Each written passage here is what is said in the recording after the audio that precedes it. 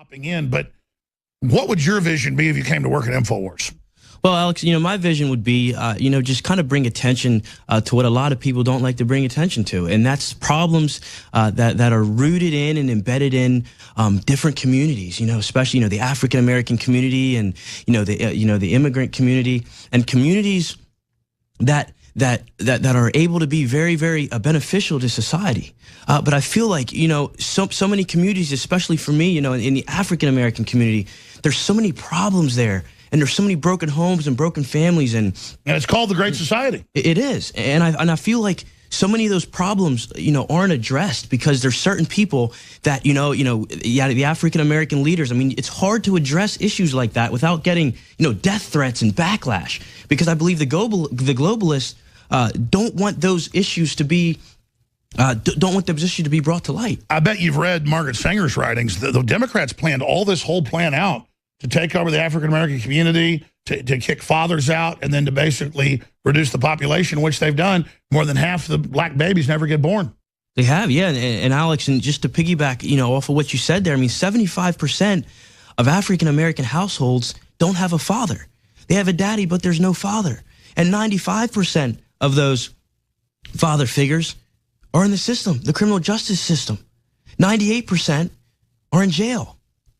In and out of jail. I've talked to high-level people that were at MTV in the mid-'90s, and they said, listen, we don't care if you're number one and people want rock and roll and people want stuff that brings people together, or even hip-hop that was unifying then and in the 80s as well. They said, we want gangster rap. That's what Sumner Redstone wants. And it got a whole generation to brand themselves as thugs and destroy all that culture that was there before.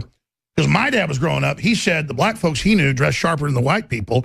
And I'm not defending segregation, but had their own businesses, their own hotels, their own power. That's what really Jim Crow and everybody was actually worried about, was because they tried to suppress black people. It only made them stronger. But by, quote, bringing the government in to help them, well, it was actually a sabotage Trojan horse. So one evil was replaced with another.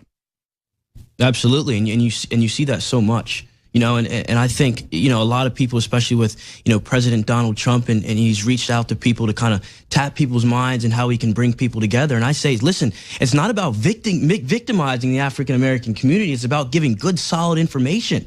So that way they can have a vision like, look, just because the color of my skin is darker, or just because I look different, doesn't mean I'm any less than a person. And I think it's the Democrats that have made, especially the African-American community, feel that way and victimizing. And you see that. Sure, I mean, take Black Lives Matter. How could you get a group of people to demonize themselves more and then have a cop killing movement led by a bunch of white people who can find a few black people to dupe, to demonize black people, to make white people become racist and hate you, and then make blacks run more into the racist leadership they've got? It's a social engineering program, and we even have their WikiLeaks. We have them. It's a plan. It's there. It's there. Is that not sick, though? It is. It is. It's really, really, really sad. It's really, really sad. Well, I hope you end up being able to work with us on that subject and a lot of others, and just break the back of this, because I'm telling you, people across the board, no matter what color they are, they're ready to come out of bondage. Absolutely. And I see that all the time. And I was just down there. You've seen that video where I was speaking with that Black Lives Matter, that white lady that was down there doing the Black Lives Matter protest, talking about lock Donald Trump. And I just was good, honest information that I was giving her. Like, look, the African-American community, we're killing each other. At the alarming rate, the biggest. 4,000 people, 90+% black, shot in Chicago last year. Sad. And it's a Democrat-run, again, city.